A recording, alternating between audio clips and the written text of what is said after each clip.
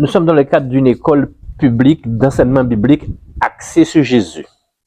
Et nous étudions un texte, l'homme, le péché et Dieu. Qui sommes-nous pour Dieu? Sachons distinguer notre âme et notre chair. L'intérêt du débat sur ce que nous sommes relève d'une importance capitale pour Dieu, mais aussi particulièrement pour nous, car c'est le seul moyen de savoir dans la vérité de Jésus-Christ si nous sommes sauvés ou pas. Car l'ignorance des Écritures nous plonge à périr dans la deuxième mort. Pourquoi? Dès le début du Nouveau Testament, le Seigneur Jésus nous demande de ne pas craindre ceux qui tuent le corps et qui ne peuvent tuer l'âme, mais de craindre plutôt celui qui peut faire périr l'âme et le corps dans la géhenne. Cela nous fait savoir que l'homme est bipartite, qu'il a deux composants, l'un le corps, l'autre l'âme. Dieu ne nous dit pas que pour que s'accomplisse la justice de la loi en nous, nous devons marcher non selon la chair, mais selon l'esprit. Car ceux, en effet, qui vivent selon la chair s'affectionnent aux choses de la chair et que l'affection de la chair est la mort, tandis que ceux qui vivent selon l'esprit s'affectionnent aux choses de l'esprit et l'affection de l'esprit, c'est la vie et la paix. D'où l'intérêt pour tous ceux qui veulent marcher avec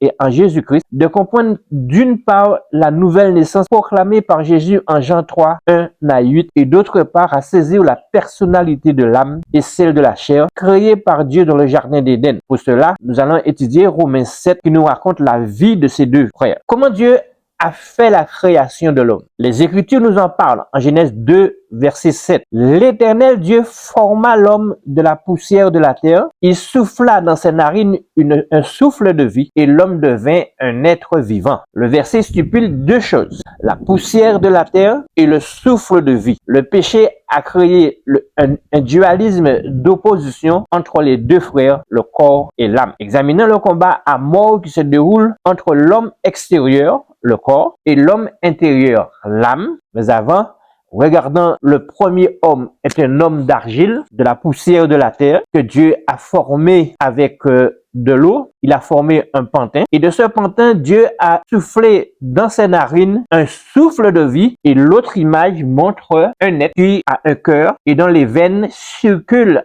à travers tout son corps et rend son corps vivant. C'est le souffle de Dieu qui fait que l'homme est devenu vivant. Regardons encore ce que l'image nous présente. Pour l'homme d'argile, ses besoins: manger, boire, s'habiller, s'abriter, trouver sa vie sur terre, vivre pour satisfaire la chair, accepter la mort, regarder la terre, poursuivre le vent, combattre les tribulations, refuser les prophéties, affectionner à la chair, s'intéresser à la loi de vie, produire les œuvres de la mort. Pour l'âme, rechercher son créateur, manger la parole, boire la sainteté, demeurer dans la vérité, trouver sa vie en ciel, vivre la vie éternelle, refuser la vanité, regarder le ciel, suivre le Maître et le Sauveur, faire avec les tribulations, accepter les prophéties, affectionner l'Esprit de Dieu, s'intéresser à la foi en Christ, produire le produit de l'Esprit.